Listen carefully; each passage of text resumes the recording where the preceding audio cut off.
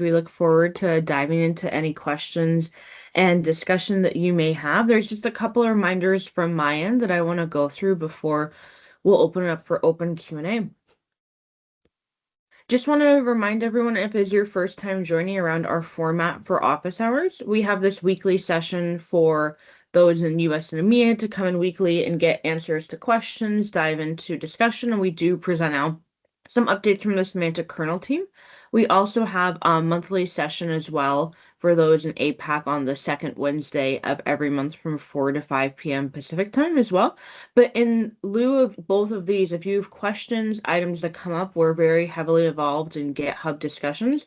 We go through and triage on a daily basis as a team. And so if you do have additional questions or things that you're working through or ideas for features, please use GitHub discussions as well, as we look forward to hearing from you.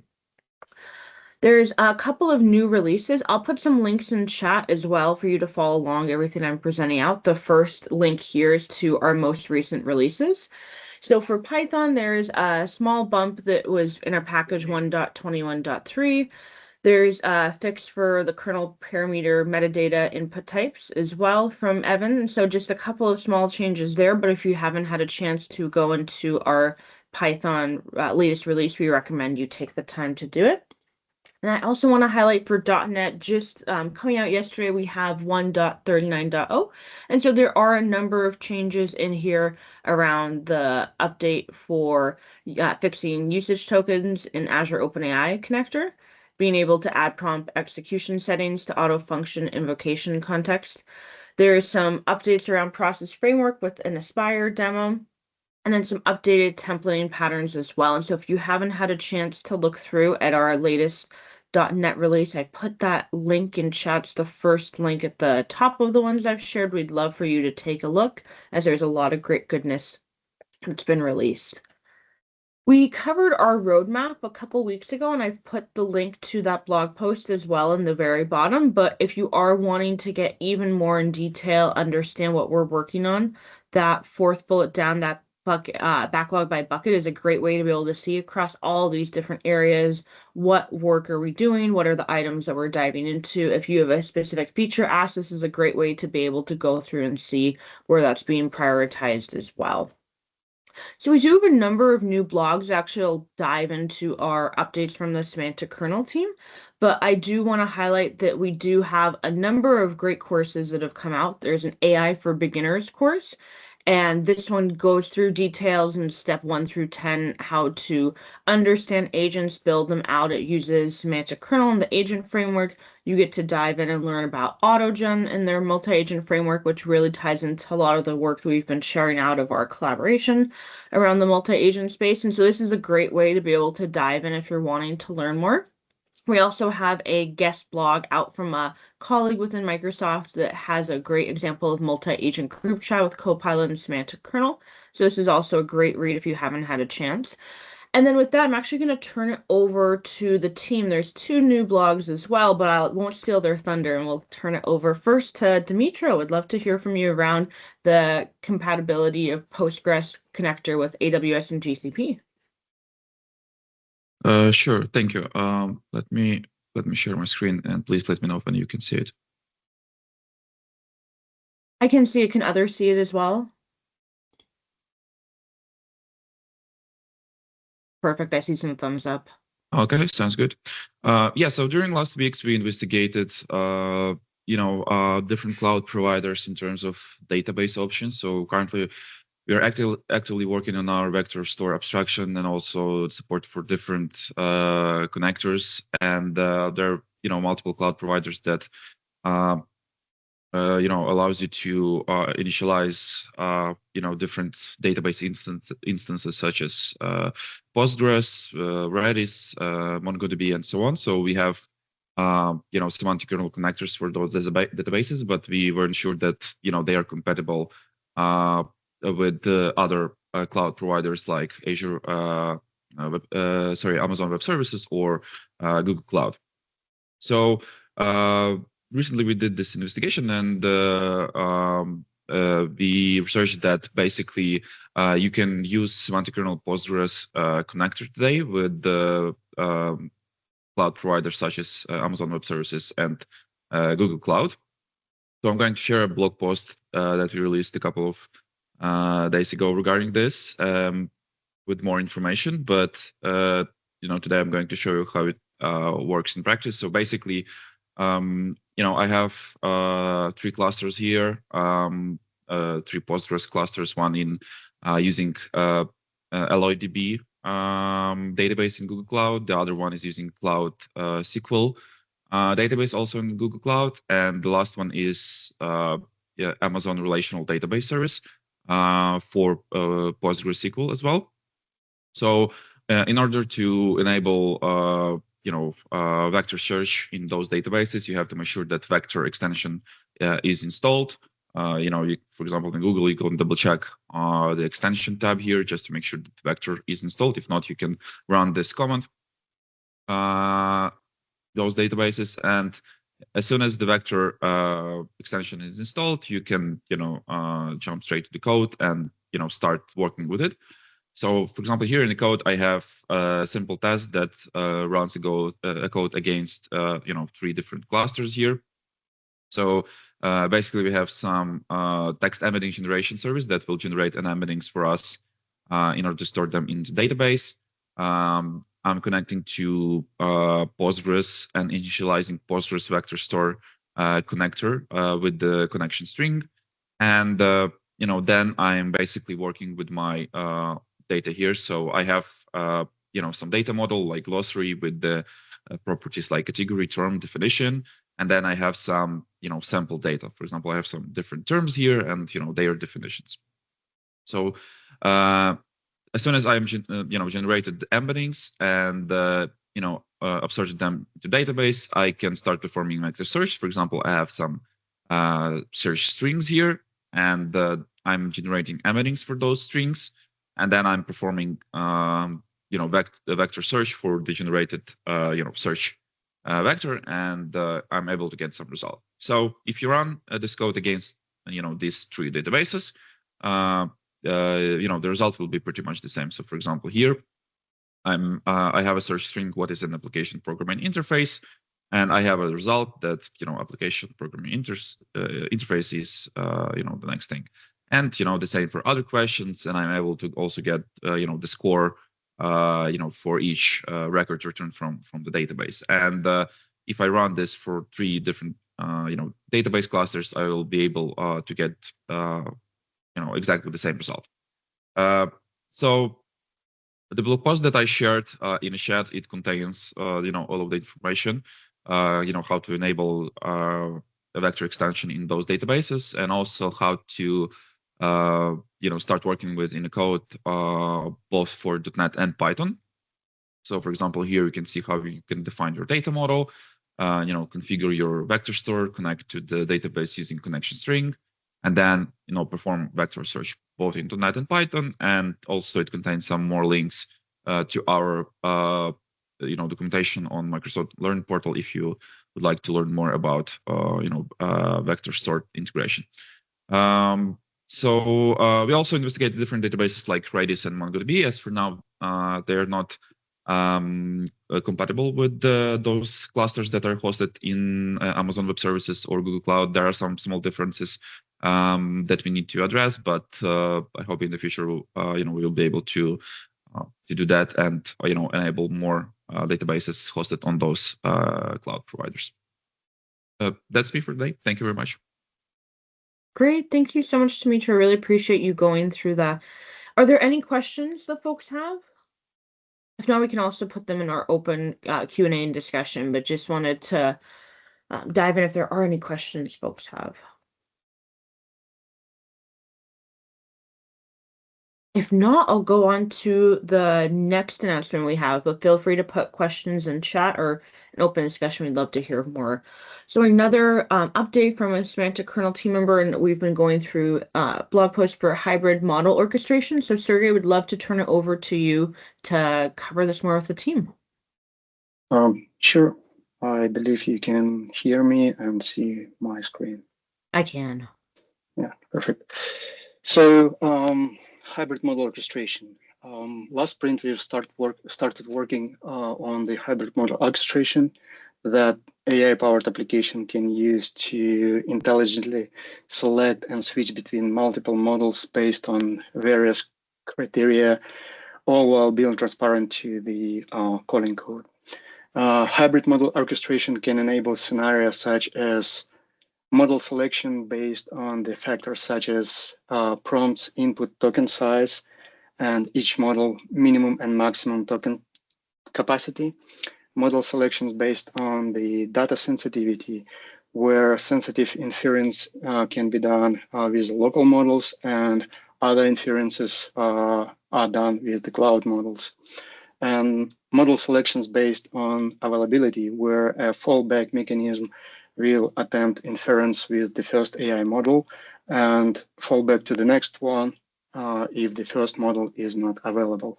And those are just like a few examples that what you can do with that hybrid model orchestration layer. And the benefit of it, of course, is the enhanced flexibility. The application can dynamically choose the best model based on the current context and requirement. Then seamless integration. The way it's implemented, which I'll describe a little bit later, is that it's transparent for the consumer code or for your service or for your app, that it works actually with this hybrid model orchestration and not with just like AI service. And enhance reliability, because like that orchestration model can accept a few underlying models and do the smart routing depending on the model availability, reliability, and other criteria. So if one model can't handle your inference, so like depending on the logic in your layer, your inference may be handled by the any other model. So let's look at one implementation of this technique we have in our samples, and the fallback chat client that perform inference using the first available AI model. So I'm going to walk you through the code and explain what that code does in order just to give you an idea how it looks like, how developer experience looks like.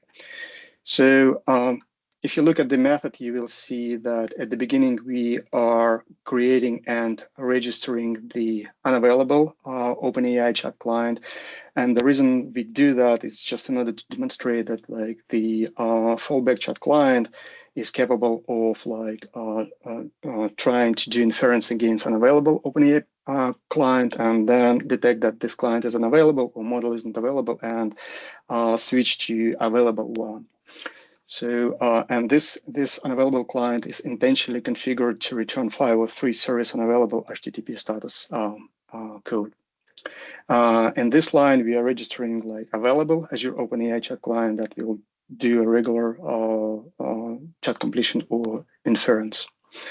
And then we are registering, creating and registering fallback chat client. And that's the client that do fallback all the fallback job. And if you look at the way how it's configured, we are passing the list of the chat clients we've just created a few lines above to that fallback chat client. And the rest should be very familiar for you. We are creating a kernel. We are importing a plugin to a kernel. Then we're just configuring function choose behavior. And then eventually we do invoke prompt async, where we're asking about, well, whether I need an umbrella or not. And now let's look at the fallback chat client. First of all, let's look at the way, let's look at the class signature. So if we can see that this fallback chat client is implementing iChat client, which makes this fallback chat client basically as a decorator pattern. And that's powerful thing because first of all, it's we didn't introduce any new abstraction. We already used existing one, that one thing. So then having this decorator pattern just like allow us to have a great extensibility, because like as soon as you come up with like some hybrid scenario, you can easily just create your own implementation of that interface and put all your logic depending on your requirements into that implementation. And then it's also transparent to the hosting app service, and the service even doesn't even know that it works with any hybrid hybrid layer. It just know that it works against iChat client, and whether it's just directly talking to the AI model or whether it's talking to the hybrid orchestration layer, the app is not aware of that. Now let's look at the get response I think method. So this method, as you can see, it's basically iterating over existing chat clients that it was configured with, and then it tries to do inference using the first one. And if it's possible to do the inference using the first chat client, then the result of that inference will be returned to the app. However, if for some reason the client is not available and we got an exception, we will get into that catch block and we will check whether we need to try another client or not by calling should fallback to the next client method. And the first line we do in that method, we are checking whether we've tried all the clients, because like if you've tried already all the clients and none of them is available, then probably there is no sense to try any client anymore.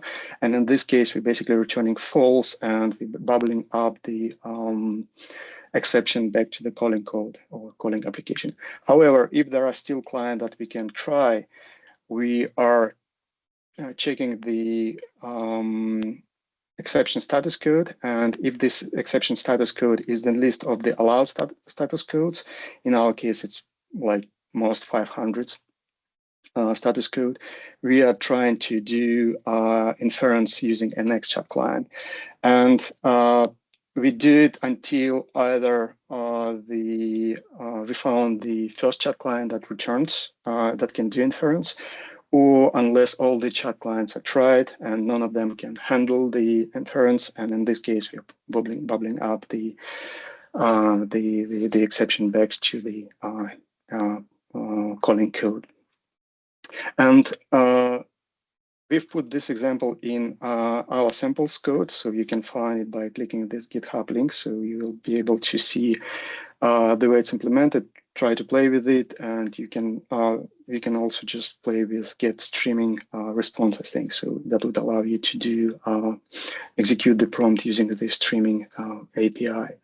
So, and the list of the scenarios I've described is not the final one. So you can this technique can be used for scenarios such as, for example, your app may be very conscious about the user experience, and your app, for example, may it needs to return to do inference as fast as possible. In this case, you can create your own hybrid model orchestration that would fan out the prompt to a few models and the grab response from the first available model, or from the model that like returned the response first. In this case, you will have very smooth and fast user experience. Or as in the sample shown before, you can configure your hybrid orchestration layer with multiple chat clients. And if for some reason one of the chat clients became unavailable, so the next available will be selected. Or for example, in case user specify some private or sensitive data in a chat, you can create hybrid model orchestration layer that would identify that sensitive data in the chat history. And instead of going to the cloud in order to do that inference again, the cloud model, it will use a local model that could just kind of like keep all that sensitive data within the scope of the local environment. So as I said, because the way this hybrid model orchestration is done, we are like decorator pattern. It gives you very huge extensibility point, and it can be used in order to model various different hybrid model orchestration scenarios. So I think that's it about it. Yeah, thank you so much, sir. I really appreciate you diving into that. There's a question in chat. Alexandria, actually, would love if you don't mind coming off of mute to dive into your question a bit more. Would you mind doing that?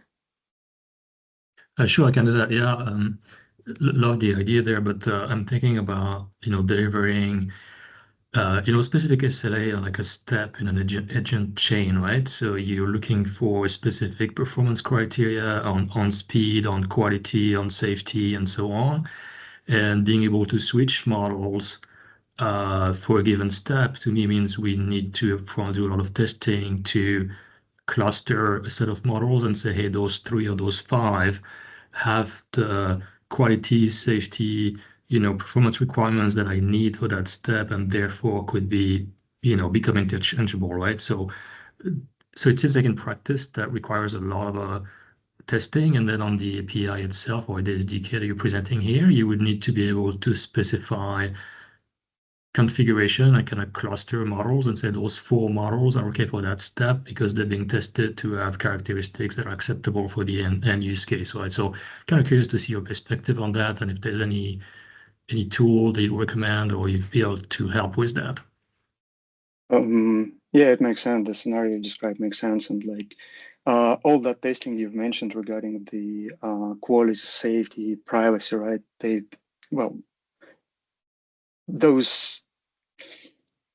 Those tests should be done regardless whether you have like the hybrid model orchestration layer or not, right? So it's regardless of the way you're going to your app to work with those models, you need to do just that evaluation anyway. At the moment, I am not aware of any tool that would allow you to do that.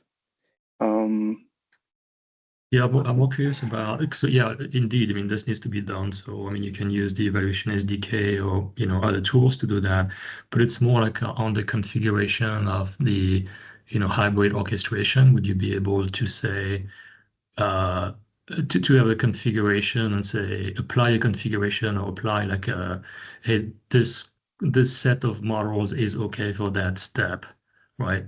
It cannot be like generic for LLM calls in general, like in a general application, right? You may have 5, 7 different LLM calls, and for each call, you may have a set of models that are okay to switch, around to deliver the value. Is that something that's built into what you presented here? Sorry, I may have missed it. Oh no, it's not built in, but like Yeah. it's easily can be done because like you have the full control over the wiring of that hybrid orchestration layer. And in the case of the fallback chat client, you saw Right. that like it accepts a list of the other chat clients. And basically what you will have to do is when you are writing your app bootstrapping code somewhere close to the main entry point, you will like after the rigorous testing saying just like, okay, those 3 models are local models, they are capable working with the sensitive data, and you yourself will just basically you will create this I don't know, privacy chat client or like sensitive data chat client, and you will basically supply those local models to the constructor of that client yourself. Got it. So Okay. it's That's we how you do it. yeah, we didn't build that thing into the hybrid model orchestration, but we made it like flexible enough so that you can basically build it out of the small building blocks yourself in the way Got it. your scenario needs. Got it. Thank you. That makes sense, Arya. Thank you. Yeah. Great. Thank you so much for the question. Really appreciate it. I'm just seeing one other question in chat. Yaniv, around the blog post, were you talking all up around the blogs that we've been sharing out and asking about the code samples there? I see Jose has also provided kind of the guidance in another one of how to set up and use notebooks. But I'm just curious if you're wondering about the blogs all up or a specific blog. Well, I saw that you have very nice pages here, so I was wondering if you were doing that with what Jose pointed out of the polyglot notebooks, which is also very cool. The documentation you guys provide is really incredible. I appreciate it. Yeah, definitely. So, for this one in particular, this is kind of a blog post and an author who was able to provide all that detail, went through and did that. Are you curious about if that's going to be for other blogs in the future, or just wanting to understand a bit more? Yeah, just a little bit more. I mean, you guys are the experts on all things latest and greatest, and just knowing that there's such a thing as polyglot is worth experimenting with. Yeah, so we do have some polyglot notebooks that are out. We definitely have a number of samples there, but the majority of our time is spent within some of the GitHub repos, full-fledged samples, going through that as well. I'll let the team jump in if there's anything else around polyglot notebooks and updates there, but that really kind of is, I feel like, a good entryway that we have and a good walkthrough there. But for kind of further samples, that's really where we're looking to be able to have them within the repo. Understood. Thank you. Perfect. With that, I'm not seeing other questions in chat. I'm just going to move into open discussion. Would love to hear if folks have questions, anything that they've been working on that you want to cover. The floor is yours.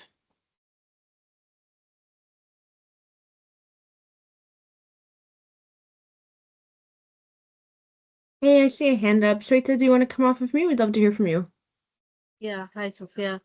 So I have a customer who's currently trying out multi-agent framework using LangGraph.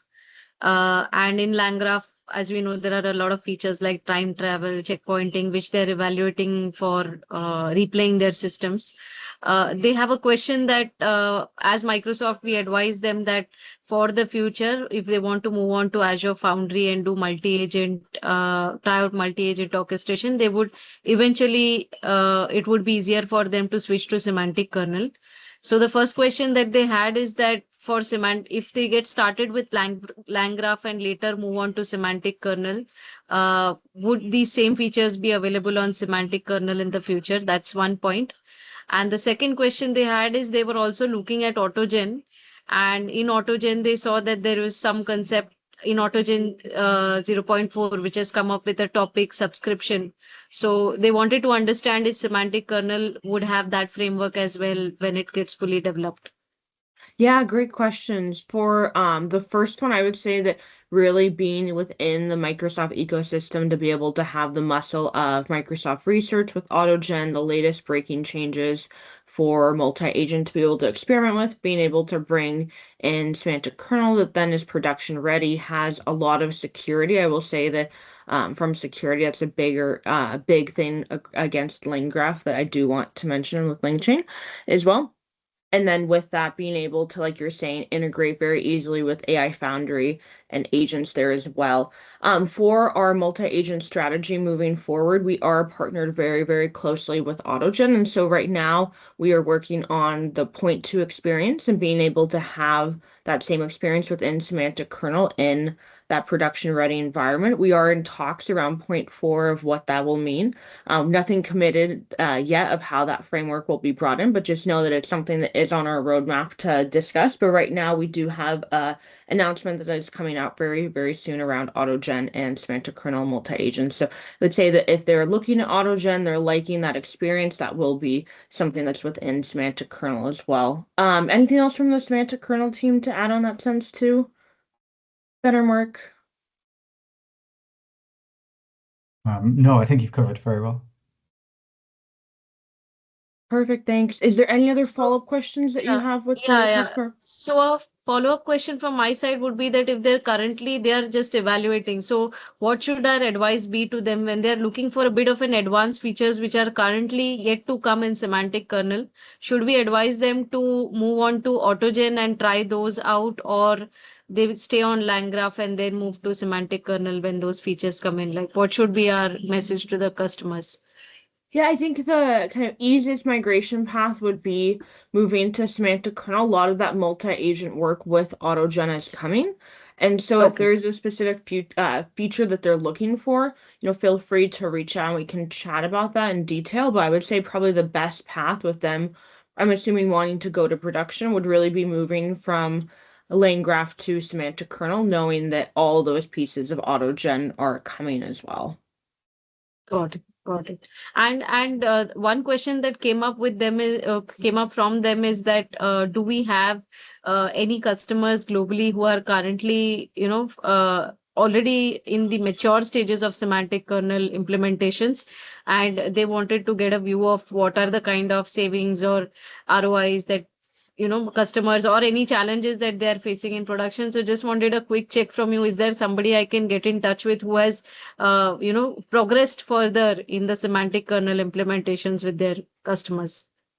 Yeah, I would say from the work with AutoGen, there's a couple of GitHub repos and items within our repo that I will link to, especially on the AutoGen side of how they're pulling in semantic kernel. So I'll link to that and you'll have to find that in a second. And then from customers, we have a lot of customer case studies on the blog. There's a number of them that talk around being able to take a process that was taking around a month and moving it into seconds. And so from customers who have fully adopted, there's a number of case studies I can link to if they're looking for a very specific scenario. You and I can chat a little bit more offline if that works, and happy to connect with you of what case studies we have that we can use. If those customers from the account team, if I can connect you with them as well. But if you don't mind, I'll follow up in IM after I'm able to pull some of those things if that works for you. Sure, Sophia, this helps. Thanks a lot. Yeah, perfect. Thank you so much. And then, yeah, just let me know either in office hours or one-on-one offline, kind of further questions and how we can help with that too. Oh, thank you. Other questions that folks may have?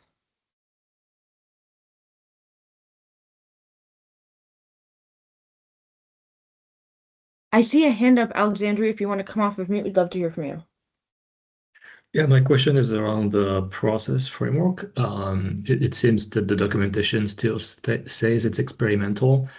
I'd like to understand if that's something that's likely to come to life, let's say at build or in between, either as something that we target for sure as going GA, or also because some of my customers are interested in looking at it, but the experimental statement on the doc kind of makes them think twice about it.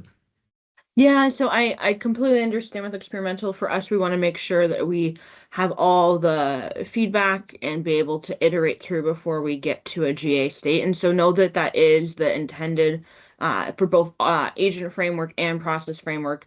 They aren't going to be going away. They will be moving into GA. And so it's something to definitely be able to reassure customers with as well. From the kind of all-up release, if you do have questions in detail, the functionality that you're getting today, there won't be large changes. We may have some changes as we're going through preview and getting it into final state, but you shouldn't have bigger changes from that sense. As far as timeline, when would like a preview come up or GA, like a high level, just to get an idea? Yeah, I If it's think like kind 3 of, months away at or a 6 high months. level for process framework, right? We're really targeting build. Obviously there's always some changes that occur, so I don't want to commit exactly the, on build, but that really is our target of by May in that Microsoft build timeline to be able to move forward with that. As a public preview or as a GA? I would say for preview, right, we may get to GA, but I don't want, if you're going back to the customer, these are, dates that may move as well. At least that within that time frame, it would be something that we commit to bring to life at some point. Yes, Okay. absolutely. Thank you.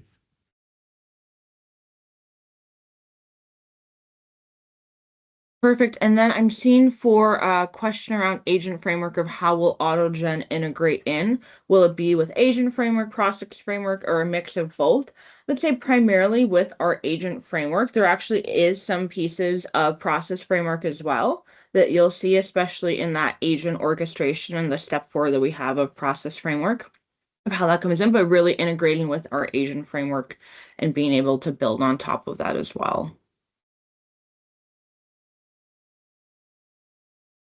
And then, Jose, I see your question around Q2. I think I just want to be very, very clear in our targets of, maybe sooner than build. That's definitely our target, but just wanting to make sure that if you are setting expectations, as this is a public office hours, that we really are kind of all target is build closer and sooner than build, absolutely, but just wanting to kind of baseline with everyone around it.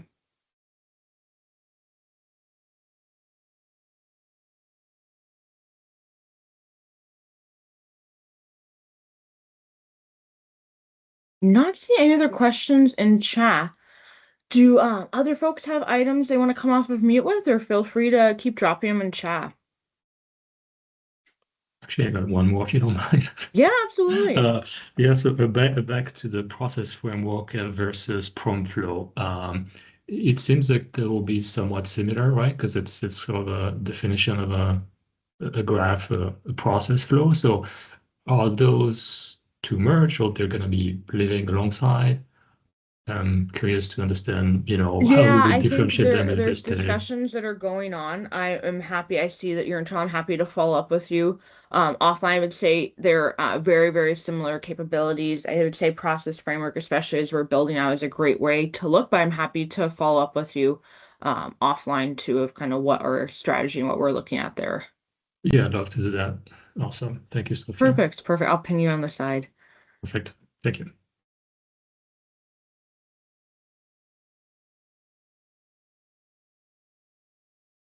I'm just looking through chat. I'm not seeing any other questions that are coming in, but feel free to come off of mute or add them in chat.